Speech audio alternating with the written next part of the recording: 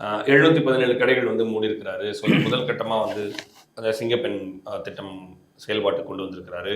போதைப் பொருள் தடுப்பை வந்து தீவிரப்படுத்தியிருக்கிறாரு அப்படின்னு சொல்லியிருக்காங்க. இப்போ எல்லா எம்எல்ஏக்களும் வந்து ஃபீல்டுக்கு போகிறாங்க. அம்மா உணவகத்தை வந்து சீர்படுத்தணும் அப்படின்றாங்க. பாத்ரூமுக்குலாம் போகிறாங்க, புது கழிப்பறைக்கெலாம் போகிறாங்க. போயிட்டு இதெல்லாம் சரி பண்ணணும் அப்படின்ற இதெல்லாம் பண்ணுறாங்க. இதுவும் சமூக வலைத்தளங்களில் வரத ஆரம்பிச்சிருச்சு. இன்னொரு வெறும் சோஷியல் மீடியா ஃபேக்டை மட்டுமே வச்சு பேச முடியாது. அது திமுகவும் தான் பண்ணாங்க. திமுக ஐடிவிங் பண்ணாங்க. அவங்க இப்போ அதில் தோத்துட்டாங்க, தாவேக்கா வந்து அதில் ஜெயிச்சிருச்சு அப்படின்னு சொல்லியிருக்கிறாங்க. இப்போ இந்த தேர்தல் களத்தை கணிக்க தவறுனதுல வந்து திமுக வந்து சரியான பாதை எடுக்கலையோ, கணிக்க தவறிட்டாங்களோன்ற ஒரு பார்வையில வந்து நிக்குது. அதுதான் தாவேக்காவுடைய வெற்றிக்கு வந்து வழிவகுத்திருக்கு. அதுதான் இப்ப இந்த ஆட்சி தொடக்கிறதுக்கான காரணம் அமைச்சர்கள் சொல்றாரு. இப்ப 3 சொன்னீங்க. சிங்கப்பெண் திட்டம், அப்புறம் போதை ஒழிப்புக்கு தனிப்பிரிவு, இது போன்ற திட்டங்கள் 717 மதுக்கடைகள் மூடப்பட்டிருக்கு. இப்போ 717 மதுக்கடைகள் மூடப்பட்டிருக்கும் போது அவர்களுக்கான வாழ்வாதாரம் என்னன்ற கேள்வி அங்கே வரும். இந்த 717 மதுக்கடைகள் வேலை செஞ்ச ஊழியர்களோட வாழ்வாதாரம் என்ன? சரி, மது ஒழிப்பு எல்லா ஆட்சிகளிலும் ஒரு திமுக ஆட்சி வரும்போது 505 கடைகள் மூடப்பட்டது. இப்போ 717 அதுல சிலது நீங்க ஆல்ரெடி உங்க பிஆர் டீம் சொன்ன மாதிரி ஒரு அம்மா வந்து காலைல கடை சாத்திட்டாங்குது, திருப்பி மத்தியானம் வந்து கடை ஓப்பன்ல இருக்குங்குது. அந்த மாதிரி பிஆர் ஒர்க்லாம் திருப்பி நடந்துட்டு இருக்கு. பாத்ரூம்குள்ள போய் நாங்கள் இன்ஸ்பெக்ஷன் பண்றோம். அம்மா உணவகங்கள் அம்மா உணவகங்கள் கடந்த 2016 இருந்து செயல்பட்டுட்டே தான் இருக்கு. மாநிலங்கள்ல எங்கேயும் செயல்படாமல் இல்லை. எல்லா சாலை ஓட்டுநர்களும் ஆட்டோ ஓட்டுநர்களும் அதை பயன்படுத்திட்டு இருக்காங்க. நான் உட்பட சாப்பிட்டு இருக்கேன்.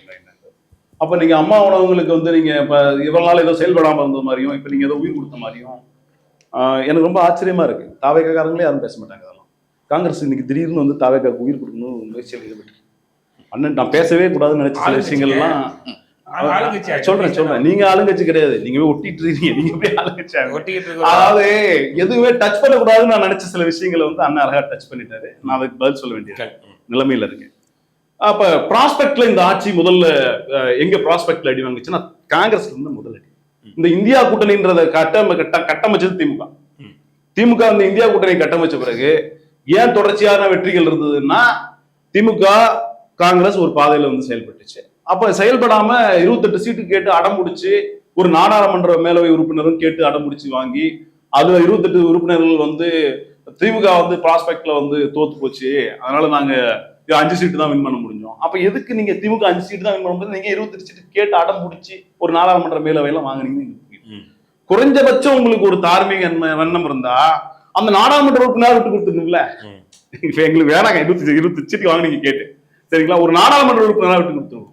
கூட்டணியில இருந்து ஜெயிச்சு திமுக ஓட்டை வாங்கி ஜெயிச்ச பிறகு அதுல இருந்து ஓடி போய் எங்க தலைவர் சொல்றாரு குறைஞ்சபட்சம் வந்து பார்க்க கூட இல்லைன்றது எனக்கு ரொம்ப மன வருத்தம். இதுக்கு மேல ஒரு தலைவர் எப்படி சொல்றாரு? நீங்க கடந்த 5 ஆண்டுகள்ல எங்களோட தலைவர் வந்து எல்லா எதிர்கட்சியிலும் அரவணைச்சு போனார். மறுக்கிறதுக்கு இல்லை. அதெல்லாம் இங்க உட்காந்துட்டு என்ன பேசலாம், மறுக்கிறதுக்கு இல்லை. எல்லாத்தையும் அரவணைச்சார். நீங்க சீமான் அண்ணன் வீட்டுல ஒரு துக்க காரியம், எதிர்கட்சி தலைவர் முன்னாள் எதிர்கட்சி தலைவர் பழனிசாமி அண்ணன் வீட்டுல ஒரு துக்க காரியம், எல்லா வீட்டுக்கும் போனாரு, எல்லாத்தையும் அரவணைச்சார். மறுக்கிறதுக்கு இல்லை. அதெல்லாம் இன்னைக்கு ஏதோ நாங்க திமுக மேல பயங்கர உவாமை 67 திமுக பண்ணது இன்னைக்கு வந்து திமுக ரிஃப்ளெக்ட் ஆயிடுச்சு. நீங்க எவ்வளவு பெருசா நீங்க தாவேக்காவுக்கு தாங்கி பிடிக்கிற நிலைமையில இருக்கீங்க. அதாவது நீங்க போனது பிரச்சனை இல்லைங்க, போயிட்டு 3 தேர்தலுக்கு நாங்க கூட்டணி இருக்க போறோம்னு சொன்னதுதான் உங்களோட வன்மம் எங்க வெளிப்பட்டுச்சு தெரியுமா?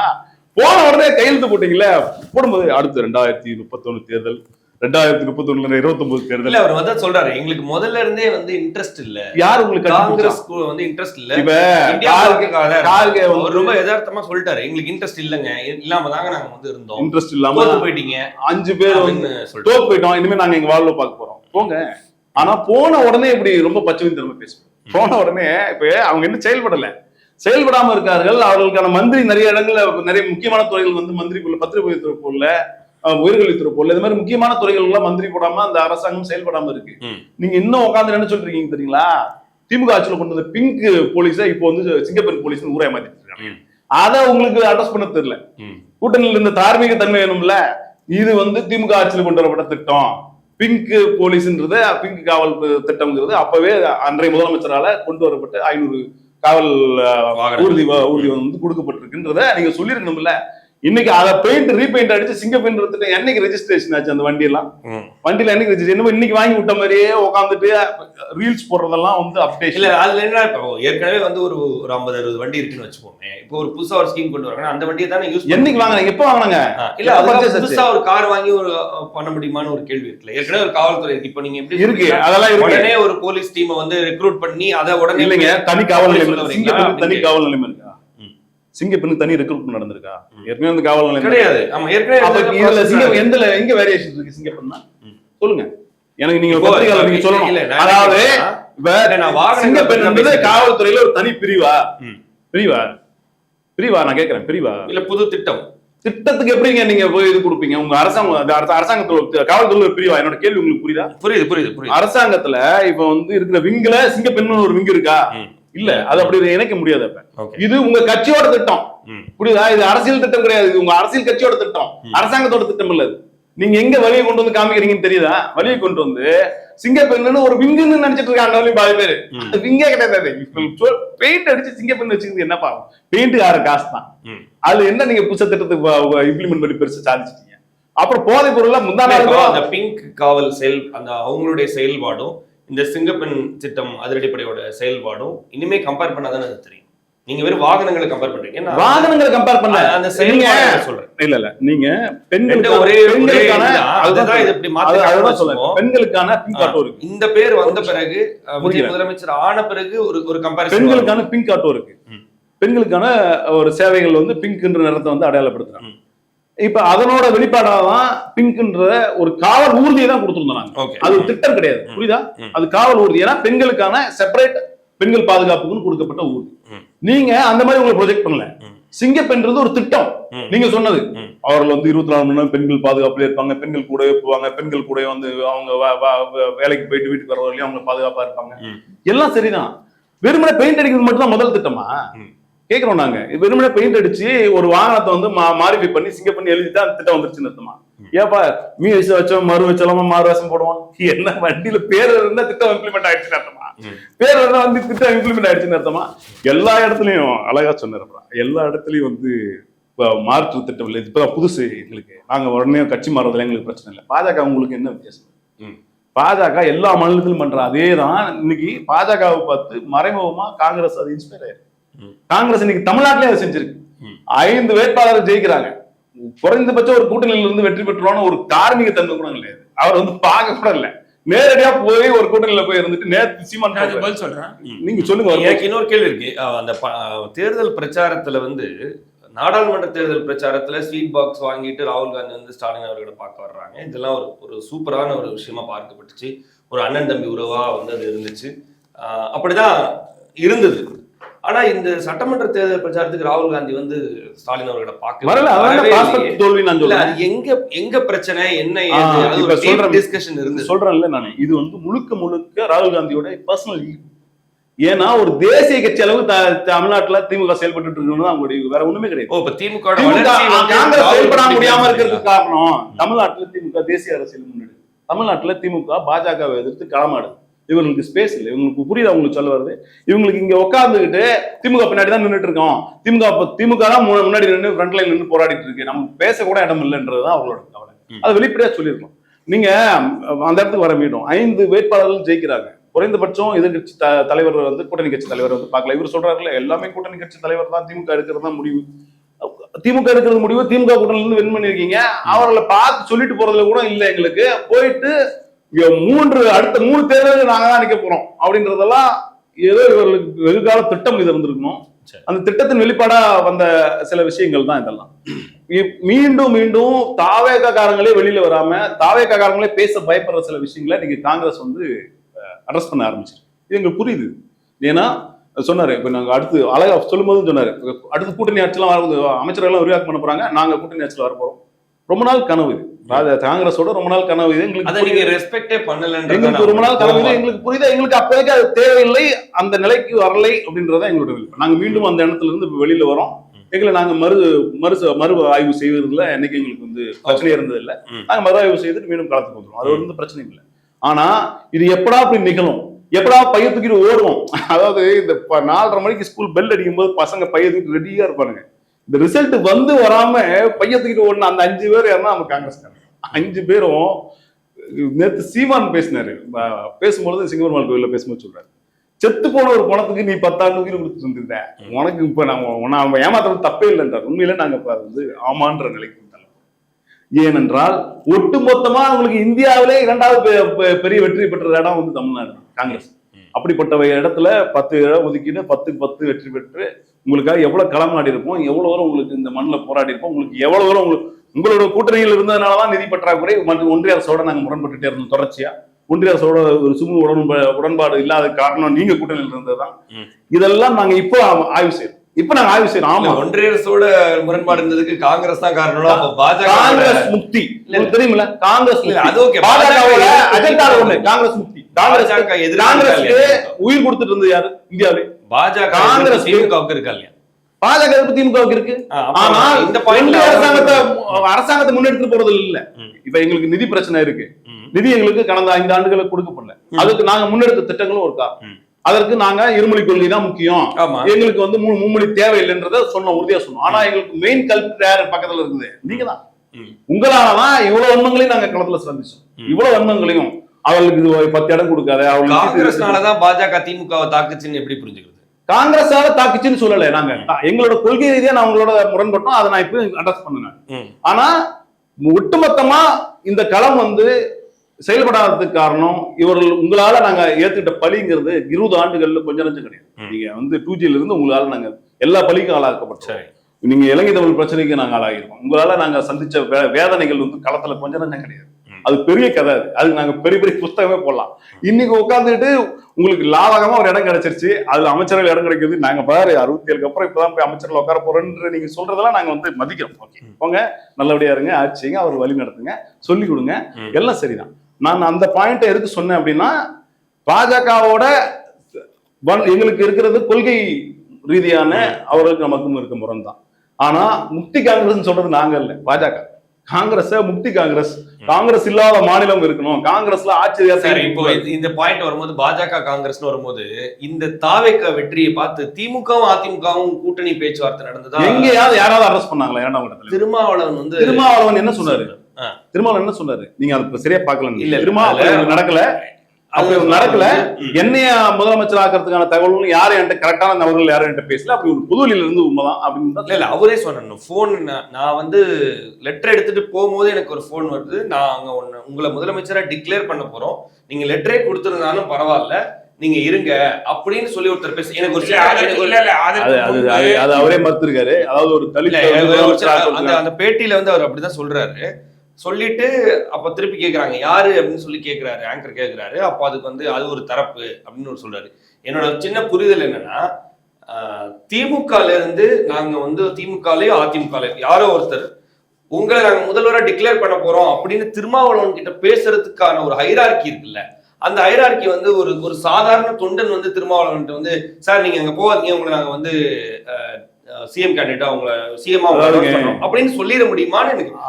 இந்த திமுக தரப்புல இருக்கக்கூடிய ஒரு துணை பொதுச்செயலாளர் அளவுல இருக்கிறவங்களோ அதிமுக துணை பொதுச்செயலாளர் அளவுல இருக்கிறவங்களோ தானே அதை சொல்ல முடியும். அப்ப அது நடந்திருக்குன்னு தானே புரிஞ்சுக்க முடியும். இப்ப கான்ஸ்பிரசி தியரின்னா ஒண்ணு தெரியுமா உங்களுக்கு? சில கான்ஸ்பிரசி தியரி வந்து எப்படி வேணா நம்ம வசதிக்கு பேசிக்கலாம். நாங்க கூட சொல்றோம். அப்படி ஒரு நிமிஷம் நான் சொல்றேன். 25 எம்எல்ஏக்கள் உடைப்பட்டதுல குதிரை பேரம் நடந்திருக்கு அப்படின்னு நாங்க சொல்லும் பொழுது தாவேகா காங்கிரஸ் தரப்பு என்ன சொல்லுதுன்னா, அது ஒரு கான்ஸ்பிரன்சி தியரி, அப்படி நடந்துக்கிறது வாய்ப்பு இல்லை. 25 பேர் வந்து வாக்கு செலுத்துறதுக்கு வந்து கட்டாயம் தாவேகா காரணம் கிடையாது. அவங்களே வந்து அதிமுக இருக்க முட்டாப்பல் எல்லாம் அவங்களா போய் 25 பேர் போய் வெளியே போய் வாக்கு செலுத்தாங்க அப்படின்றதுதான் தாவேகா இன்னைக்கு செலுத்துற பிம்பம். இது எப்படி கான்ஸ்பிரன்சி தியரியோ அதே போலதான் அதுவும் கான்ஸ்பிரன்சி தியரி. சில பேர் வந்து அதீத உடன்பாடுல அதீத ஒரு ஆசையில யாராவது பதவி வெறி பிடித்தவர்கள் இதை செஞ்சிருப்பாங்க. திமுகவுக்கு அதுக்கான நேரமும் இல்லை, அதுக்கான தேவையும் இல்லை. ஏன்னா திமுக தலைமை யாரும் இல்லாம தத்தளிக்கிற கப்பல் கிடையாது. திமுகவுக்கு கொள்கை இல்லாமல் தத்தளிக்கிற கப்பல் இல்லை. இப்ப மார்க்ஸ் சொன்னதுதான், அப்ப தலைமை, தத்துவம், தலைவன், இது மூணுமே வந்து ரொம்ப முக்கியம். தத்துவம், அமைப்பு, தலைமை, தத்துவம், இது மூன்றுமே இல்லாத ஒரு கட்சி எந்த நேரத்திலையும் வந்து மூழ்கிதான். இது மூணுமே சரி அளவுல இருக்கிறது திமுக. தலைவன் இல்லாத தத்துவம், அமைப்பு இல்லாத தலைவன், இது எல்லாருமே வீழ்த்து தான் போடுவாங்க. மீண்டும் நான் சொல்றேன், இதுல இதுல எதுவுமே இல்லாம தத்தளிச்சிட்டு இருக்க கப்பல் இல்ல திமுக வந்து வேற யாரோ ஒரு 3ஆம் நபரை கொண்டு போய் முதலமைச்சர் ஆக்குற அளவுக்கு திமுக பலவீனமாவும் இல்லை. அப்ப இது வந்து ஒரு கான்ஸ்பிரசி தியரி வெளியில இருந்து சொல்றவங்க 1000 வடிவங்கள் அதுக்கு கொடுக்கலாம். அதெல்லாம் எல்லாமே வந்து பின்னாடி யூகங்கள் அடிப்படையில அதெல்லாம் ஆமா ஒரு புள்ளி நாங்க நினைச்சு பார்த்தோம் அதெல்லாம் ஆமா அப்படின்னு கூட சொல்லலாம். இப்ப நேத்து கூட சொல்றாங்க கான்ஸ்பிரசி தியரி. நேத்து என்னன்னா கேரளாவில் ஒரு அமைச்சரவை அமையுது. இங்கிருந்து நம்ம முதலமைச்சர் போறேன்னு சொன்னாரு, கடைசியா போகல. பாஜக கூப்பிட்டு மிரட்டிடுச்சு அப்படின்றாங்க. இது கான்ஸ்பிரசி தியரி. நாங்க நம்புறது கான்ஸ்பிரசி தியரி தான். இதெல்லாம் அப்படி நடந்துருக்கு வாய்ப்பு இல்லை. உடனே காங்கிரஸ் போனதான் அவங்களுக்கு அமைச்சரவையில் இடம் தரல. அதுக்குள்ள காங்கிரஸ் வந்து ஒரு மாதிரி ராங் டீல் பண்ண மாட்டார் விஜய் அப்படின்னு நாங்க நம்புறோம். ஏன்னா இது ஒரு கான்ஸ்பிரசி தியரி. போறேன்னு சொன்னவர் போல. நாங்க அது இல்லாம புரோட்டோகால் இப்ப புரோட்டோகால் பேசுறாங்க. நாங்க புரோட்டோகால் படி முதலமைச்சர் ஜனாதிபதி பார்க்கணும், அப்புறம் தான் வேற ஒரு ஃபங்க்ஷனுக்கு போய் அட்டன் பண்ணணும். அதுதான் புரோட்டோகால். அப்படிலாம் புரோட்டோகால் கிடையாது. அப்படி புரோட்டோகாலே கிடையாது. அவர் வந்து ஒரு கூட்டணியில் இருக்காரு. அவர் சார்ந்த கூட்டணி கட்சி வந்து கேரளாவில் ஆட்சி அமைக்கும். அதுக்கு போறதுல என்னத்துக்கு உங்களுக்கு புரோட்டோகால் வேணும்? உங்களோட ப்ரோக்ராம் அது. நீங்க போய் பார்க்க போறீங்க. அது என்ன நீங்க போய் அமைச்சரவையில பங்கு பெற போறீங்க? அப்பவே வேடி பார்த்து வர போறீங்க. அதுக்கு எதுக்கு நீங்க இப்படி பண்றீங்கன்னா இதுதான் ஒரு கான்ஸ்பிரசி தியரி. நீங்க உங்களோட வசதிக்கு ஏற்ப ஏதாவது ஒரு புள்ளியில போய் இணைச்சு வச்சுட்டு இது பெரிய முரண். இது தமிழ்நாட்டில் நடக்கிறது வாய்ப்பே இல்லை. திமுக அதிமுக இணைப்பெல்லாம். ஏன்னா அதனால வந்து இந்த 2 கட்சியும் அழியணும்னு நினைக்கிறவங்க அந்த இணைப்பை பத்தி பேசுவோம். புரியுதுங்களா உங்களுக்கு? இப்ப திமுக நான் சொன்ன அந்த 3 புள்ளிகளும் இல்லாத ஆள் கிடையாது. தலைவன், தத்துவம், அமைப்பு இது இல்லாத ஆள் கிடையாது. அதிமுகவுக்கும் ஒரு தலைவர் இருக்கிறார். அவர் அந்த இயக்கம் செயல்படு. அப்ப நீங்க ஒரு ரசிக பிம்பத்தால வாங்கின வாக்குக்கு ஏதோ மைனாரிட்டி கவர்மெண்ட் வந்த உடனே உங்களை அழிக்கணும்ன்றதை நாங்க 2 பேரும் செஞ்சா தற்கொலை இல்லையா? அது நடக்கிறது வாய்ப்பு கிடையாது. எந்த ஒரு கட்சி அதை செய்யவே செய்யும். அப்ப நீங்க உங்க வசதிக்காக மட்டும்தான் அந்த கான்ஸ்பிரன்சி இந்த ரூட் மீடியா பண்ற வேலைகள் இது ரொம்ப முக்கியம். இது நீங்க பேசி அவங்க மீடியாஸ்லாம் பேச மாட்டீங்க. ஏன்னா அவர்கள் தனக்கு ஏற்ப வந்து ஒரு பாயிண்ட வந்து நிறுத்திடுவாங்க. இது டைவர்ட் பண்றதுக்காக. அதாவது ஆட்சி அதிகாரத்தை அமைக்க முடியல, திமுக தாவேகா வந்து சுணங்குது, தாவேகாவால கூட்டணி கட்சிகள்கிட்ட பேரம் பேச முடியல, தாவேகா வந்து ஆட்சி அதிகாரத்துல போய் தேவையில்லாம கவர்னர்கிட்ட தேவையில்லாத பேப்பர்லாம் கொடுத்து கொட்டு வாங்கிக்குதுன்றதெல்லாம் டைவர்ட் பண்றதுக்காக திமுக இணைப்பு அப்படின்னு ஒரு பாயிண்ட புதுவெளியில பரவ விட்டதுல ரூட் மீடியாவுக்கு மிகப்பெரிய பங்கு இருக்கு. நாங்க திருப்பி சொல்றோம், ரூட் மீடியால மிகப்பெரிய பங்கு இருக்கு. அவங்க அதை தான் இதை நிறுவ முயற்சி பண்றது யாரு? திமுக எப்படி செய்யும், அதிமுக எப்படி செய்யும்? அவர் பழனிசாமி நான் தான் முதலமைச்சிருந்தாரு. எங்களுக்கு ஒரு தலைவர் இருக்கிறார், அவர் தமிழகத்தை ஆண்ட கட்சி. நாங்க அப்ப நீங்க வந்து இன்னொருத்தரை வந்து ஒருத்தர் முதலமைச்சர் வேட்பாளராக நாங்க நிறுத்தி நாங்க அதுக்கு செய்யப்படும் இவருக்கு எதிராக செயல்பட போறோம். நாங்க ஓப்பனா டிக்ளேர் பண்ணோம், எங்களோட கூட்டணி கட்சி தலைவர் யார் வேணாலும் நாங்க கட்டாயப்படுத்த மாட்டோம். அவர்கள் வேணும்னா நீங்க போய் ஆதரவு கொடுங்க. மீண்டும் சொல்றோம், நீங்க இரண்டு தோழர்கள் 2 பேரும் கம்யூனிஸ்ட், 2 கம்யூனிஸ்டுகளும் விசிகா, IUML எல்லாமே என்ன சொல்லியிருக்காங்க அப்படின்னா, நாங்கள் வெளியில இருந்து நிபந்தனையற்ற ஆதரவு தெரிவிக்கிறோம், கூட்டணியில் தொடர்கிற திமுக தலைமையிலான கூட்டணியில் தொடர்கிறோம் சொல்லியிருக்காங்க. அப்ப இது வரலையும் அவசரமா ஓடி போறது யாருன்னா நம்ம ஆளுதான், அண்ணன் தான். அவங்க அவசரமா ஓடி போயிட்டாங்க. நாங்க தேர்தல் இருக்கிறவர்களையும் சந்திச்சா பின்னாடி எல்லாம் வந்துட்டாங்க. பின்னாடி வந்தவங்களை பத்தி நீங்க எங்க பேசுறீங்க? அவங்க எல்லாம் இந்த என்னைக்கா சொன்னாங்க திமுக கூட்டணி வெளில போயிட்டோம், அடுத்த 5 தேர்தலுக்கு வந்து அவங்களோட தான் கூட்டணி போறோம்னு கேள்வி கொடுத்துருக்காங்களா? நீங்க அவசரமா ஓட்டி இந்தியா பிளாக்கோட நிலைமை என்ன? இந்தியா கூட்டணி திமுக தலைமையில் தொடரும். நாங்க சொல்றோம், நாங்க வெற்றிகரமா தேர்ட் ஃப்ரண்ட் முன்னெடுத்துப்போம். காங்கிரஸ் பாஜக இல்லாத ஒரு அணியை உருவாக்குவாங்க, அதுல உறுதியா இருக்கும். நாங்க சொல்றோம், இந்தியா கூட்டணியில் காங்கிரஸ் பாஜக இல்லாத அணியை உருவாக்குவாங்க. நீங்க என்ன தைரியத்துல நீங்க ஓடி போய் நீங்க அங்க போய் ஒளிஞ்சிட்டீங்களா? நாளைக்கு பின்னாடி நீங்க காலத்துல சந்திப்பீங்க. நீங்க அதாவது ஒட்டுமொத்தமாக காங்கிரஸ் இல்லாத இந்தியாவை பாரதத்தை கட்டமைப்போம்னு சொன்ன பாஜகவோட வார்த்தைக்கு என்ன அர்த்தம் இருக்கோ இல்லையோ, நாங்க சொல்ற இந்த வார்த்தைக்கு அர்த்தம் இருக்கு. ஒட்டுமொத்தமாக காங்கிரஸ் பாஜக இல்லாத இந்தியாவை கட்டமைப்போம், இந்தியா ஃப்ரண்ட் அது தேர்ட் ஃப்ரண்ட் அது வேலை செய்யும், திமுக கூட்டணியில் அது செயல்படும். சசிகுமார் சார், இந்த சோசியல் மீடியா மட்டும் வச்சு நம்ம முன்னாடி வர முடியாது. அது மட்டும் வந்து பாயிண்ட் ஆஃப் கிடையாது. 35%ல வந்து 5% வந்து நீங்க சொல்ல மாதிரி இருந்தா கூட 30% மக்கள் வந்து தெரியாமையா வாக்களிச்சிருக்கிறாங்க அப்படின்னு ஒரு பாயிண்ட் வந்து முன்வைக்கிறாரு. அதுல நிறைய லாஜிக் இருக்கு. நிறைய டாக்டர்ஸ் இருப்பாங்க, நிறைய படித்த பட்டதாரிகள் இருப்பாங்க, படித்த இளைஞர்கள். இன்னைக்கு வந்து கல்வியில் சிறந்த தமிழ்நாடு சொல்லிட்டு இருந்தோம். அப்ப அவங்க எல்லாம் யாரு? அந்த 35% மக்களுக்கு அறிவே இல்லையான்ற ஒரு பாயிண்ட் ஆஃப் வியூ இருக்கு. சோசியல் மீடியா பார்த்தவங்க அவ்வளவு பேரும் வந்து அதை பண்ணிட முடியுமா அப்படின்ற ஒரு பாயிண்ட் ஆஃப் வியூ இருக்கு. ஸோ அப்போ அப்படி இருக்கக்கூடிய நிலையில அவர் சொல்ற மாதிரி வெறும் சோசியல் மீடியா மட்டுமே அது வெற்றி காரணம் இல்லை அப்படின்றதையும் ஒரு சொல்றாரு. மாற்று அரசியலை எதிர்பார்த்திருந்த மக்களுக்கு விஜய் மாற்றாதான் வந்திருக்கிறாரு அப்படின்னு. முதற்கட்ட கவர்மெண்ட் வந்து நல்லா தான் போயிட்டு இருக்கு, தொடக்கம் நல்லா தான் இருக்கு அப்படின்னு சொல்லி முடிச்சிருக்கிறாரு. அதுக்கு நடுவில் வேற சில விஷயங்கள்லாம் பேசுறாங்க. அதோடைய பதில், அதோடைய இறுதி. இல்லை, முதல்ல 35% மக்கள் வந்து வாக்களிச்சிருக்காங்க அப்படின்னா மீதி 65% மக்கள் வந்து வாக்கு எதிர்ப்பாக தான் இருக்காங்கன்னு அர்த்தம். இல்லையா, அது ஒத்துக்கிறாங்க இல்லையா, அவர் வேணான்னு நினைக்கிறாங்க. மீதி உள்ளவர்கள் விஜய் வேணான்னு நினைக்கிறாங்க. அப்போ அந்த மக்களுக்கும் ஒரு புரிதல் இருக்கு, ஒரு அரசியல் புரிதல் இருக்கு, இது வந்து சரியா இருக்காதுன்னு நினைக்கிறாங்க. இல்லை வேற கட்சிகள் வந்து ஏற்கனவே திமுகவின் கொள்கைகளால இல்லை அவர்கள் செய்த திட்டங்கள்னால பயன்பெற்றவர்களாக இருக்கலாம், அதே மாதிரி அதிமுக செய்த திட்டங்களால பயன்பெற்றவர்களாக இருக்கலாம், இல்லை அவங்களுக்கு கொடுத்த வாக்குறுதிகள் இருக்கலாம், இதெல்லாம் சேர்ந்துதான். ஆனால் நாங்கள் ஏன் நேரடியாக நாங்கள் இந்த 35%னா எந்த ஒரு பின்னாடி எந்த ஒரு அவர்களுக்கான ஹிஸ்டரி எதுவும் வரலாறு எதுவும் இல்லை. இதற்கு முன்னாடி அவர்கள் கட்சி தொடங்கி 2 ஆண்டு தான் ஆகுது, வெறும் 2 ஆண்டுகள் தான் ஆகுது. எந்த நிலைப்பாட்டிலையும் அவங்க இல்லை. அதான் நாங்கள் சொல்றோம்ல, அண்ணன் சொன்னாலே ஒன்று இந்த பக்கம் நின்று இல்லை இந்த அந்த பக்கம் நின்றுன்னு சொன்னோம் இல்லையா, அது களத்தில் அவங்க எதுலையுமே இல்லை. நீங்கள் வந்து ஒரு சித்தாந்தத்தை எதை ஏற்றுக்கொள்றீங்க, எல்லாத்தையும் சேர்த்து வந்து ஒரு முதல் நாள் எம்ஜிஆர் பிடிச்சி வேணும்னாரு, அடுத்த நாள் நேராக கொண்டு வந்து ஜெயலலிதாக்கு வந்தாங்க. யாரெல்லாம் இங்கே இருக்கிறார்களோ எல்லாரையும் கூட்டணி இதெல்லாம் இவங்கெல்லாம் வந்து ஒவ்வொன்றா அவங்கள்ட்ட எடுத்துக்கிட்டு இப்படி வரும்போது எந்த ஒரு இது இல்லாமல் வரும்போது ஒட்டுமொத்தமாக மக்கள் எல்லாம் சேர்ந்து வந்து ஒரு மாற்றம் இவர் தான் எப்படி மாற்றம் நினைச்சிருப்பாங்க.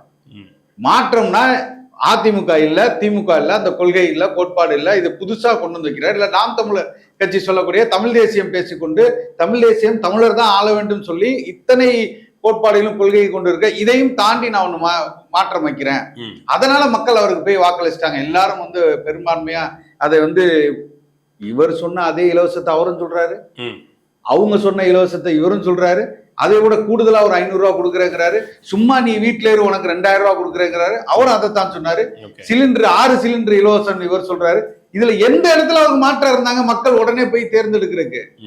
அதனாலதான் நாங்க சொல்றோம், எந்த இடத்துலயும் நீ மாற்றாக ஒன்றை சொல்லி ஒரு சித்தாந்தத்தையோ கொள்கையோ ஒரு இலவசம் இல்ல. ஓகே, கரெக்ட் தான். இப்போ கொள்கை சார்ந்த அரசியல் புரிதல் தமிழ்நாட்டுல வந்து இந்த 85% வாக்களிச்சவங்கள்ல ஒரு 30% பேர் இருக்கு, அவ்வளவுதான் இருக்கும்.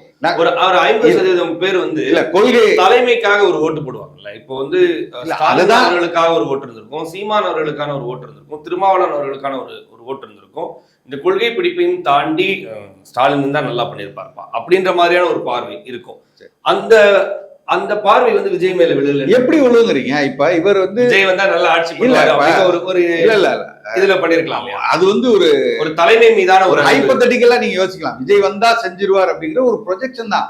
அது எதுவுமே ஒரு ஆதாரப்பூர்வமா எதுவும் ப்ரூவ் கிடையாது. இவர் இதை செஞ்சிருக்காரு ஒண்ணு களத்துல ஒண்ணும் இல்லை. இப்ப நாம் தமிழர் கட்சி சொல்லும், நாங்கள் இந்த போராட்டத்தில் முன்ன நின்றோம், அதில் வெற்றி தேடி கொண்டிருக்கோம், எல்லா இடத்திலும் 8 வழிச்சாலையை நாங்கள் போடுவதாக இருந்து நாங்கள் அதை தடுத்து நிறுத்திருக்கோம், வழக்கு போட்டு அதை நிறுத்திருக்கோம். எங்களுக்கு அது இது இருக்கு. இன்னைக்கு கனிம வளங்கள் கொள்ளை போகுது, அதற்கு எதிராக போராட்டத்தை நடத்தி நாம் தமிழர் கட்சி மிகப்பெரிய அளவுல போராட்டம் நடத்தி அதை தடுத்து நிறுத்தி இருக்கு. சோ அப்ப இவர் வந்து செய்வார்ப்பா, இதுக்கப்புறம் வந்து நிச்சயமா இந்த கனிம வளங்கள்லாம் வந்து கொள்ளையடிக்காம அவர் பாதுகாப்பாருப்பா. இந்த இடத்துல அவங்களுக்கு ஒரு ப்ரூவ் இருக்கு, இலவசங்கள் வேண்டான்னு சொல்றாருப்பா. எதுவுமே இல்லாம நேரடியாக வந்து நீங்க படித்தவர்கள் டாக்டர்கள் எல்லாரும் வந்து ஆமா இவர் சொல்லிட்டாரு ஒரு உடனே செஞ்சிருவார். 10 லட்சம் கோடி கடன்ல இருக்கிறவனுக்கு ஒரு அடிப்படை விஷயம் தெரியாதா? படிக்காதவனுக்கு படித்தவனுக்கு தெரியாதா இதை எப்படி செயல்படுத்த முடியும்னு? மறுபடியும் எவ்வளவு கடன் வாங்கணும்னு தெரியுமா தெரியாதா? அதுக்கான இங்க சோர்ஸ் என்னன்னு தெரியாதா? இதெல்லாம் தாண்டி ஒருத்தர் எப்படி போய் வாக்களிப்பா நீங்க சொல்றீங்க? அப்ப இதெல்லாம் வந்து ஒரு ஊடக பிம்பம், ஒரு நெகட்டிவ் நேரேஷனை செட் பண்ணிட்டு இவங்களெல்லாம் கொண்டு போய் இவர் வந்தா ஜெயிப்பாருன்னு ஒரு இதை ஏற்படுத்துறாங்கல்ல. இதுதாங்க நடந்தது. படித்தவன் எல்லாமே சரியா இருப்பான்னு நீங்க நினைச்சிடக்கூடாது, அதுவும் ரொம்ப முக்கியம். நான் ஒட்டுமொத்தமா எல்லாம் சொல்றேன். படித்தவன் மட்டும் ரசிகர் கூட்டம் மட்டும் முதல் ஷோ பாக்குறான், ஃபர்ஸ்ட் ஷோ பாக்குற கூட்டம் நிறைய இருக்கு. அவர்கள் எல்லாம் படிக்காதவர்களா இல்ல, படித்தவர்களும் இருக்காங்க. ஆனால் இந்த திரை பிம்பத்தை வைத்து ஒரு பொய்யான வாக்குறுதி ஏமாத்துறது இருக்குல்ல, ஏமாத்தி இதெல்லாம் நடக்கும், இந்த வேலையை தான் அவர் செய்தாங்கன்னு சொல்றேன். அதனால்தான் இந்த வாக்குகளை அவர்களால் பெற முடிஞ்சே தவிர மற்றபடி வந்து புடிச்சு இவர் நல்லா வந்து இவர் வந்து தலைமைத்துவம் உள்ளவர், நல்லது செஞ்சிருவாரு, இவர் ஏற்கனவே ட்ராக் ரெக்கார்டு இப்படிலாம் இருக்கு, இவர் வந்து இவங்க எல்லாம் சொல்லாதத ஒண்ணு புதுசா சொல்றாரு, இதை கொண்டு நீங்க இவர் சொன்னா சிங்கப்பெண் சிங்கம் என்னது அது வண்டி தான் மாட்டிருக்கு. நீங்க வந்து என்ன பண்ணும், ஒரு சட்டம் ஏற்று நாங்க சொல்றோம், நாம் தமிழர் சொல்லுது, நீ வந்து ஒரு பெண்ணை தொட்டால் பாலியல் ரீதியாக நீ அவர்களுக்கு எதிராக நீ செயல்பட்டால் அது குற்றம் நிரூபிக்கப்பட்டால் உனக்கு மரண தண்டனை கொடுப்போங்கிறோம். இது மாற்றம், பெண்களுக்கு எதிராக நடக்கக்கூடிய வன்முறைகளுக்கு நாங்கள் ஒரு மாற்று வைக்கிறோம். இந்த மாதிரி ஏதாவது சொல்லியிருக்கணும்ல. சிங்கப்பெண் திட்டம், சிறப்பு திட்டம், யாருப்பா? அதே போலீஸ், அதே வண்டி, அதே வாடகை, ஆளுதான் மாறி இருக்கு அப்படிங்கிற மாதிரி வண்டியை அதே போலீஸ் தான். அவர்களுக்கு என்ன நீங்க பயிற்சி இருக்கு, என்ன மாதிரியான மாற்று விஷயங்களை சொல்லியிருக்கீங்க, அதை பேசணும்ல. மது ஒழிக்கிறதுக்கு, போதையை ஒழிக்கிறதுக்கு சிறப்பு காவல் படை, யாருப்பா? அதே ஏட்டையா? அதே போலீஸ் அதே ஸ்டேஷன் என்ன பண்ண போறாங்க? தலைமை மாறுது இல்ல சார். என்ன தலைமை கேட்பாரு? இப்போ வந்து ஸ்டாலின் கேட்காம இருந்திருக்காரு, விஜய் கேட்பாரு. அப்ப அது பேர் என்ன சிறப்பு? அது என்ன புதிய இன்னொரு கேள்வி இல்லங்க, அது சீமான் ஆட்சிக்கு வந்தா இந்த டீமை மாத்திட்டு வேற நாங்க சொல்ற ஒரு நெய்தல் படை அமைப்பு நாங்க சொல்றோம்ல, ஒரு நெய்தல் படை அமைப்புன்னு சொல்றோம். இந்த மாதிரி ஒரு மாற்று சொல்றோம் போலீஸ்க்கு எல்லாத்துக்கும். நாங்க சரி, செயல்படாம இருந்தா விஜய் கேட்க மாட்டாரா? மத்த காவலர்கள் விஜய் கேள்வி கேட்க மாட்டாரா? சிங்கப்பூர்ல இருக்கிற மட்டும் தான் கேள்வி கேட்பாரு. என்னது கேள்வி வந்து விஜய் கேட்பாருன்னா விஜய் கேட்டுதான் அவர் தான் முதலமைச்சர். நாங்க வாக்கு செலுத்தலாம், அவர் எங்களுக்கு முதலமைச்சர் தான். நீங்க கேள்வி கேட்க வேண்டியது அவரோட உரிமை தான், கேட்கலாம், தப்பு இல்லை. ஆனா இந்த மாதிரி போங்காட்ட ஆடக்கூடாது. சிங்கப்பெண்ணு நாங்க இப்ப இந்த நாள் வரையும் நீங்க தம்பி எல்லாம் தற்கொலை தம்பி எல்லாம் போய் கேளுங்க, என்ன தெரியுமா சொல்லுவாங்க? அண்ணன் வந்து சிங்கப்பெண்ணு ஒரு தனி யூனிட்டே போட்டாரு, தனியா போலீஸ் ரெக்ரூட்மெண்ட் தனியா நடந்திருக்கா, தனியா அதுக்கு விங்கு இருக்கா. சிங்கப்பெண் நாங்க என்ன நினைச்சோம், ஏதோ விங்கு ஆரம்பிக்க போறீங்க போல, சட்டசபையில புது தீர்மானம் போட்டு சிங்கப்பெண்ன்றது திமுகல இருக்கிற சாரி இதுல காவல்துறையில இருக்கிற மத்த அணிகள் போல இது ஒரு அணியா செயல்படும். சிங்கப்பெண் அப்படிலாம் கிடையாது. நீங்க ரோந்துக்கு மட்டும் சிங்கப்பெண்ணுன்னு ஒரு வாகனத்தை ஏற்கனவே பிங்க் வாகனம் நாங்க கொடுத்ததை மாத்தி வச்சிருக்கீங்க. நீங்க அதிலே பல விஷயங்கள் இருக்கு. பெண்களுக்கு எதிராக நடக்கக்கூடிய பல விஷயங்கள், நீங்க அலுவலகத்துல இருக்கட்டும், வாகனத்துல பயணிக்கிறதா இருக்கட்டும், வீட்டுல நடக்கக்கூடிய குற்றங்களுக்கு, இதுக்கெல்லாம் என்ன தீர்வு நீங்க கொடுக்குறீங்க? நீங்க வந்துட்டீங்க சிங்கப்பெண் இந்த அதிரைப்படை இதெல்லாம் செய்ய போகிறது, நீங்கள் இவர்களிடம் நீங்க வந்து புகார் அளித்தார், இந்த மாதிரியான விஷயங்கள்லாம் செய்வார்கள், நீங்கள் நேரடியாக இவர்களை தொடர்பு கொண்டு உங்களோட புகார்களை தெரிவிக்கலாம், 24 மணி நேரத்துக்குள்ள இதற்கான ஆக்ஷன் இருக்கும், இல்லைன்னா இந்த மாதிரி அப்படின்னு எங்கேயோ சொல்லணும்ல. நேரடியாக நீங்க கால் பண்ணா அவங்க வருவாங்க, வந்து உங்களுக்கான பிரச்சனைக்கு தீர்வு காணப்படும். இந்த மாதிரி என்ன வரைவுகள் நீங்க எடுத்துட்டு வரீங்க? அதுதான் முக்கியம். நீங்கள் மது அளிப்போம், போதை 700 கடையை மூடிட்டா முடிஞ்சிச்சு.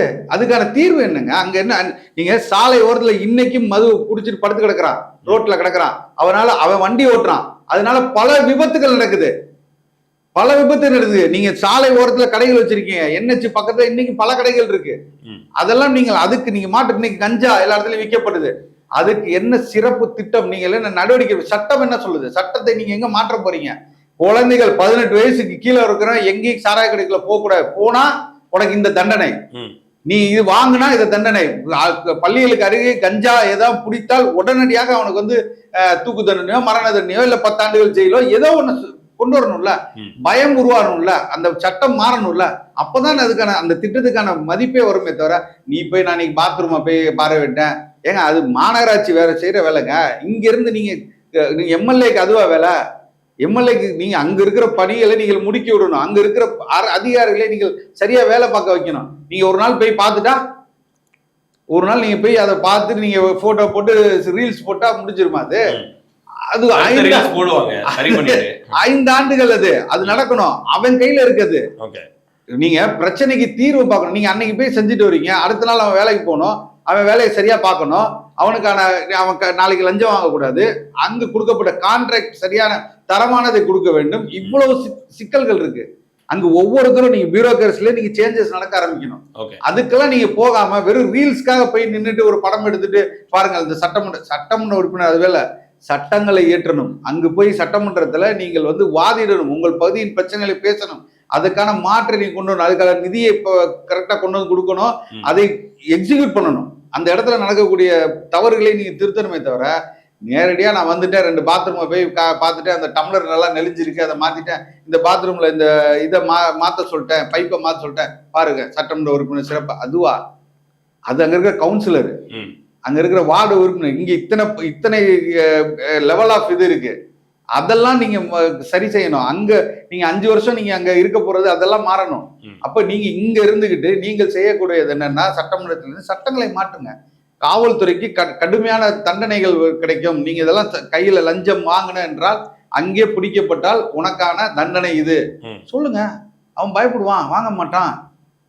அதுதான் மாற்றம்னு தேவை. பார்ப்போம் தொடர்ந்து. அடுத்தது அது இதெல்லாம் பண்றாரா அப்படின்றது பார்ப்போம். விஜய் சேகர் சார், துரை சார் சில விளக்கங்கள் கொடுத்திருந்தாரு, நீங்களும் அதுக்கு பதில் சொல்றேன் அப்படின்னு சொல்றீங்க. இன்னும் நிறைய செய்ய வேண்டியது இருக்கு. முதற்கட்டமா வந்து சட்டங்களை ஏற்றி அதன் அடிப்படையில தான் இந்த அரசு வந்து செயல்படணும், வெறும் ரீல்ஸ்ல செயல்படக்கூடாதுன்றது அவங்களுடைய பார்வையா இருக்கு. இறுதி கருத்து முதல்ல அவர் சொன்ன குற்றச்சாட்டுக்கு சொல்லிடுறேன். எதுக்கு ராஜ்யசபாலாம் வாங்க நீங்க போறது முடிவாங்க? ஒரு கட்சிக்கு தேர்தல் நேரங்கள்ல தன்னுடைய பேர வலிமையை கூட்டிக்கிறதுங்கிறது அரசியல் கட்சிகளுடைய பழக்கம். அது எல்லா இடங்களிலும் நடக்கிறது தான். அது எங்களுக்கு வந்து கூட்டணி விட்டு விலகி போறோன்ற ஒரு முடிவு எடுக்கும்போது தன் தங்கையை அனுப்பி சோனியா காந்தி கிட்ட பேச வச்சு கன்வின்ஸ் பண்ணி இந்த கூட்டணி தக்க வைக்கிறதுக்கான எல்லா முயற்சியும் திமுக தலைவர் எடுத்தார். அது வந்து அவருடைய அரசியல் நிலைப்பாடு. ஏன்னா கூட்டணி தேவை. 27% 30% வாங்குற கட்சி ஆட்சியில் அமைக்க முடியாது. கூட்டணி இருந்தால் தான் அமைக்க முடியும். கூட்டணி கட்சிகளோட வாக்கு சேர்ந்தாதான் 40% வாக்குகள் 40க்கு மேலே பெற்றாதான் தமிழ்நாட்டில் இதுக்கு முன்னாடி 2021 வரைக்கும் நிலவரம் 40% வாக்குகளை பெற இயக்கம் வந்து கூட்டணி வந்து ஆட்சி அமைக்கிறதுக்கான ஒரு தார்மீக உரிமை பெறும், அதுக்கான எண்ணிக்கை பெறும். ஸோ வெறும் திமுகவுடைய தனிப்பட்ட வாக்கு வங்கின்னு பார்த்தீங்கன்னா 27-30% தான். அதிமுகவும் ஏறக்குறைய அதே தான். ஸோ ஆட்சி அமைக்கிறதுக்கு மேற்கொண்டு ஒரு 10% வாக்குகளை சேர்க்கறதுக்கு கூட்டணி கட்சிகளுடைய பலம் முக்கியம், அதனுடைய வாக்குகள் முக்கியம். அது கன்சால்டேட் ஆகும்போது அது வாக்குகளாக மாறும், எண்ணிக்கை சீட்டுடைய எண்ணிக்கையாக மாறும், அது ஆட்சி அமைக்கிறதுக்கான ஒரு உரிமையை பெறும். இதுதான் எங்களை நம்பிதான் நாங்க, உங்களை நம்பிதான் நாங்கங்கிற வாதம்லாம் வந்து வாதத்துக்கு ஒன்றா உதவுமே தவிர தேர்தல் ரியாலிட்டிக்கு தான் உதவாது. உங்களுடைய வாக்கு என்ன, நீங்க என்னைக்கு எந்த தேர்தல் நீங்க தனியா நின்று ஆட்சியை பிடிச்சிருக்கிறீங்க? உங்களுக்கு 71 காங்கிரஸோடைய ஒரு பிரிவு தான் உங்களுக்கு ஆதரவு கொடுத்தது. அன்னைக்கும் காங்கிரஸோடைய வாக்கு தான் உங்களை காப்பாத்துச்சு. நான் சொல்றது கலைஞரை. 96 காங்கிரஸ் இருந்து பிரிந்த ஒரு வாக்கு வங்கி தான் உங்களை காப்பாத்துச்சு. அன்னைக்கே ரஜினி ஆதரிச்சு தனி கட்சி ஆட்சி பண்ணியிருந்தாங்கன்னா இன்னைக்கு திமுக அன்னைக்கே பலவீனப்பட்டிருக்கும். 2006 உங்களை நாங்க தான் காப்பாற்றணும். எங்களுடைய 37 எம்எல்ஏக்களுடைய ஆதரவோடு தான் நீங்கள் ஆட்சி அமைச்சிங்க. அப்பயும் உங்களுக்கு நாங்கள் தான் காப்பாற்றணும். 21 வந்து மத இந்திய கூட்டணி பாஜகவுக்கு எதிரான ஒரு மிகப்பெரிய ஒரு அரசியலை கட்டமைக்கும் போது அதில் காங்கிரஸ் இருந்தால் தான் மத சார்பற்ற அணிங்கிற ஒரு பிம்பமே மூலம் அமையும். நீங்கள் காங்கிரஸ் தவிர்த்துட்டு நீங்கள் என்ன ஒன்றாலும் மத சார்பு பண்ணி சொன்னால் மக்களை நம்ப மாட்டாங்க. 2019 நாடாளுமன்றத்தில் ஒரு மிகப்பெரிய ஒரு வெற்றியை பெற்றோம். எதனால் பெற்றோம்? இந்திய கூட்டணி நம்ம அப்போ ஆரம்பிக்கல. ஸோ மத சார்பற்ற அணி தமிழ்நாட்டில் ஒரு பலம் படும்போது அது காங்கிரஸுடைய முகம் தேவைப்படும். அந்த வாக்குகள் உங்களுக்கு சேருது. பெரும்பாலும் 38 நாடாளுமன்ற உறுப்பினர்கள் பெற்றோம். அதுக்கப்புறம் 21 நீங்கள் ஆட்சியை பிடிச்சிங்க. 21 உள்ளாட்சி தேர்தலில் 22 உள்ளாட்சி தேர்தலில் மிகப்பெரிய ஒரு வெற்றியை பெற்றோம். 24 ஒரு மிகப்பெரிய வெற்றியை பெற்றோம். ஸோ காங்கிரஸ் உங்களோட அணையில் இருக்கும்போது உங்களுக்கான அதிகாரமும் கிடைக்குது, உங்களுக்கான ஆட்சி அதிகாரமும் கிடைக்குது, எல்லாமே கிடைக்குது. ஸோ காங்கிரஸ் தவிர்த்துட்டு நீங்கள் வந்து தனிப்பட்ட முறையில் உங்களுடைய பிம்ப அரசியலை காட்டி ஒன்று நீங்கள் இந்த தேர்தலில் வெற்றி பெறலை. நீங்கள் வேணால் இந்த தேர்தலில் இனிமேல் வேணால் நீங்கள் முயற்சித்து பாருங்க, வெற்றி பெறல வாழ்த்துக்கள், அதில் ஒன்றும் பிரச்சனை இல்லை. அதான் இந்திய கூட்டணியிலேருந்து வெளியே வர மாதிரி தான் அவங்க வந்து சொல்றாங்க. இந்தியா கூட்டணி திமுக தலைமையில இங்க இருக்கு, ஆனா காங்கிரஸ் பாஜக அல்லாத ஒரு அணியை நாங்க அமைக்கிட்டோம். அது ஒன்றும் பிரச்சனை இல்லை. அதனால 2014 அவங்க தனி இப்போ இந்தியா பிளாக்கோட தேசிய அரசியல் 2014 இந்தியா பிளாக்கோட ஸ்டேட் இப்ப என்ன? இந்தியா கூட்டணியோட காலம் அதற்கான பதில் சொல்லும். இப்போதைக்கு அதற்கான கேள்வி எதுவும் எழுது. இந்தியா கூட்டணி எதிர்கால தேர்தல் நேரங்கள்ல தான் அந்த கூட்டணி எல்லா இயக்கங்களுமே தேர்தல் அரசியல் வாக்குகளை மனதில் வைத்து தான் கூட்டணியை அமைக்கிறது. தேர்தலுக்கு பிறகு அந்த கூட்டணி தொடரணும்னா அது அந்த கட்சியோட அந்த கூட்டணிக்கு பிரதான தலைமை வரைக்கும் வச்சு எந்த அளவுக்கான ஒரு முக்கியத்துவத்தை கூட்டணி கட்சிகள் கொடுக்குதுங்கிறத பொறுத்தா இருக்கு. இன்னைக்கு இவ்வளவு கோவப்படுறாரு என்கிட்ட சொல்லாம நான் இன்னொன்னு சொல்லிடுறேன். 28+ வந்து நாங்க வந்து அதிக எண்ணிக்கையில் இடங்கள் கேட்டோம். 36 இடங்கள்ல நாங்க உறுதியா இருந்தோம். அது கிடைக்கல போது 28க்கு அவங்க வந்தாங்க. ஒரு ராஜ்யசபா நாங்க உங்களுக்கு ப்ளஸ் பண்ணும் போது எங்களுக்கான பேர வலிமை நீங்க கூட்டிக்கிறது எங்களுக்கு ஒரு வாய்ப்பு கிடைச்சு அதை வாங்கிக்கிட்டோம். அதை ஏன் வாங்கிக்கணும்னு இப்ப கேட்கறதுக்கான எந்த உரிமையும் கிடையாது. புரியுதுங்களா? அது மாதிரி விட்டுடுங்க. அடுத்து வந்து பாத்தீங்கன்னா 2021 எல்லா கூட்டணி கட்சிகளுமே சேர்ந்துதான் இந்த 125 இடங்கள் தான் திமுக பெற்றது. 127 இடங்கள் நினைக்கிறேன். இது எல்லா கட்சிகளுடைய வாக்குகளும் சேர்ந்துதான் அந்த இடம். எண்ணிக்கைகளுக்கு கிட்டத்தட்ட 118 எண்ணிக்கைக்கு கூட எக்ஸ்ட்ரா ஒரு 6-7 இடங்கள் தான் அவங்களுக்கு கிடைச்சது. ஆனா எந்த கூட்டணி கட்சியில அவங்க அதிகாரத்தை சேர்த்து அதிகாரம்லாம் வேண்டாம், அமைச்சர் பதவி அதெல்லாம் வேண்டாம். கூட்டணி கட்சிகளுக்கு இவங்க என்ன செஞ்சு கொடுத்தாங்கிறத கேட்டீங்கன்னாவே அதுவே போது இந்த கூட்டணி திரும்ப திறந்திருக்கும், பணம் கொடுத்து வேலை செஞ்சிருக்கும். தனக்கும் தன் சகாக்களுக்கும் மட்டும்தான் அதிகாரம், மற்ற கட்சிகள் எட்ட நின்று வேடிக்கை மட்டும் தான் பார்க்கணுன்ற கொள்கையில திமுக ரொம்ப நாளா இருந்ததுனால அதுக்கு ஒரு முற்றுப்புள்ளியை காங்கிரஸ் வச்சிருக்கு. நீங்க இந்த தேர்தல் நேரங்களில் இப்ப கடந்த ஆட்சி காலங்கள்ல காங்கிரஸ்க்கு எதுவுமே பண்ணலையா திமுக? நான் தாராளமா நானே பொது வெளியில பகிரங்கமா சொல்றேன். இவங்க இந்த காங்கிரஸுக்கு மட்டும் இல்ல, எந்த கூட்டணி கட்சியிலும் இவங்க எதுவும் செய்யல. இவங்க செய்யணும்ன்ற கோட்பாடு இவங்களுக்கு கிடையாது. இவங்க உங்களுடைய அமைப்பு ரீதியா இருக்கிற ஒவ்வொரு மாவட்ட தலைமையும் சரி மற்ற கூட்டணி கட்சியில எப்படி நடத்துவாங்கன்னு கேட்டு ஆப் தி ரெக்கார்டா நிறைய பேசலாம். நீங்க என்ன விட்டுடுங்க, மற்ற கூட்டணி கட்சிகள் தலைவர்கள் கூப்பிட்டு பீட்டர் அல்போன்ஸ்னு ஒருத்தர் சிறுபான்மையினர் சில பேரு காங்கிரஸ்ல கைவிட்டு பேச அவங்க பொறுப்புல தானே இருக்காரு, உங்க கட்சியில் தானே இருக்காரு. அவர் ஒருத்தர்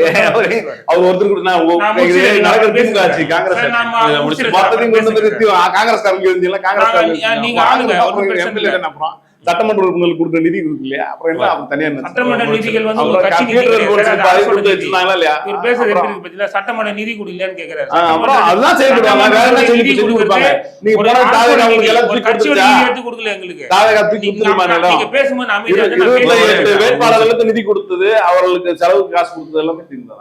என்ன சரி. அவங்களுக்கு அது என்ன எல்லா job? கட்சிகளுக்கும் கொடுக்கறதுதான். இதுல அப்புறம் என்ன இதுல என்ன அப்புறம் என்ன செய்வாங்க அப்புறம்? உங்க கடை என்ன அது எல்லா கட்சியும் செய்வாங்க? இல்ல, இல்ல. தேர்தல் நேரத்துல சொல்லும் போது மட்டும் எல்லாரும் செய்வாங்க. அதிகாரம் என்ன சார்? நீங்க இது மட்டும் தான் நீங்க தேர்தல் பண்ணீங்களா? நேரத்துல தேர்தல் மற்ற நேரம் எல்லாம் டைம்ல காசு கொடுக்கறது நீங்க இதுதான் பொது வெளியில தேர்தல் கம்யூனிஸ்ட் நேரத்துல காசு பேசி கொடுக்கறது இல்ல, மற்ற நேரத்துல எல்லாம் நீங்க உங்களை வந்து ரெஸ்பெக்டே பண்றது இல்லைன்னு ஒரு குற்றச்சாட்டு. அடுத்த சார் அதுக்கு அவர் அதுக்கு பதில் சொல்ல அவசியம். நான் பொதுவான ஒரு குற்றச்சாட்டு வைக்கிறேன். அவர் அவர்கிட்ட பதில் பதில் வேணாம், எதிர்பார்த்து நான் பதில். பேசல. ஓகே. ஏன்னா அதை நியாயப்படுத்தலாம் முடியாது, அது எல்லாருக்கும் தெரியும். சரி. 2026 இந்த தேர்தல் நேரங்கள்ல அந்த வந்து 107 எண்ணிக்கை மீதி 11 இடங்களுக்கு போதுமான இடங்கள் 11 இடங்கள் தேவைப்படும் போது ஒரு திமுக தவிர்த்து ஒரு மதசார்பற்ற ஒரு அமைப்பு ஒரு கட்சி வந்து நாங்க வந்து மத ரீதியா எந்த விதம் செயல்பட மாட்டோம், மதசார்பற்ற அமைப்பு ஆட்சி நடத்துவோம்னு ஒரு உறுதி கொடுத்த ஒரு தலைவர் எண்ணிக்கைக்கு போதுமான ஒரு 11 இடங்கள் குறையும் போது அதை ஆதரிக்கிற எல்லா பொறுப்பும் காங்கிரஸுக்கு இருக்கு.